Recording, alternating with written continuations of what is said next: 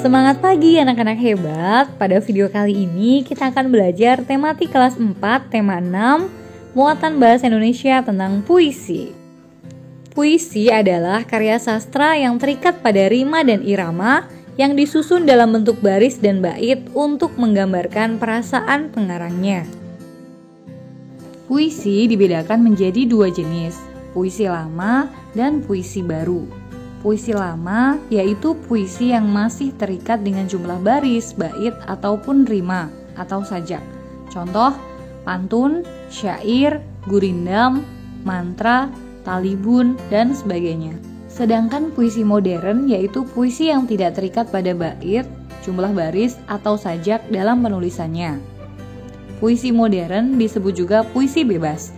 Contohnya himne, balada, satire, romansa, elegi, dan sebagainya.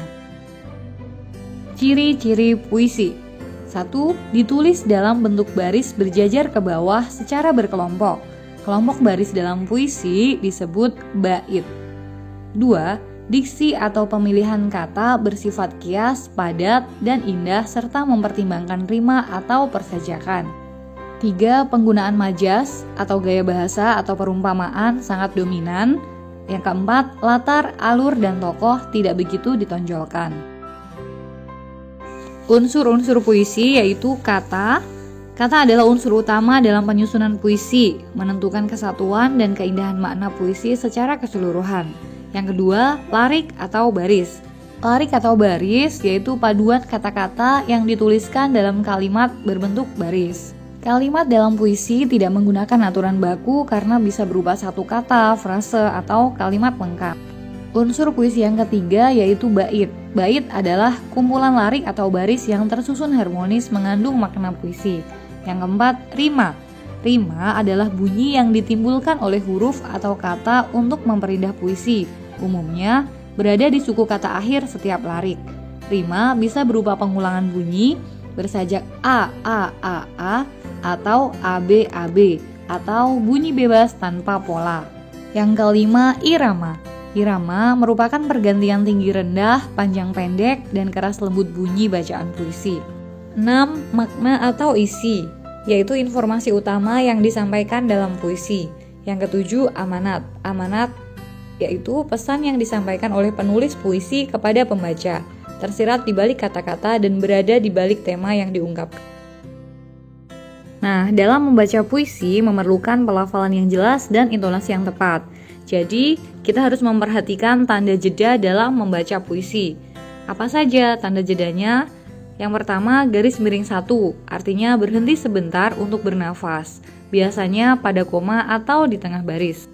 Garis miring 2, artinya berhenti agak lama, biasanya koma di akhir baris yang masih berhubungan dengan baris berikutnya. Garis miring 3 artinya berhenti lama sekali, biasanya pada titik baris terakhir atau pada akhir baris puisi. Membaca puisi dengan menggunakan lagu dan gaya tanpa menggunakan teks disebut dengan deklamasi. Nah, sekarang perhatikan contoh puisi berikut.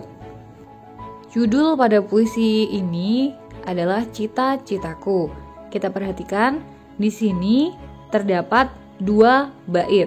Nah, ini yang dimaksud dengan bait, kumpulan dari beberapa baris, dan ini satu baitnya terdiri dari 4 baris.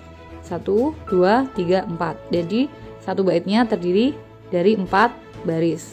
Sedangkan untuk menentukan rima atau sajak dalam puisi, kalian perhatikan bunyi vokal pada setiap baris.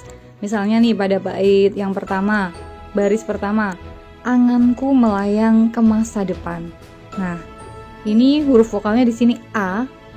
Baris yang kedua perhatikan U. Baris yang ketiga A, dan yang terakhir U.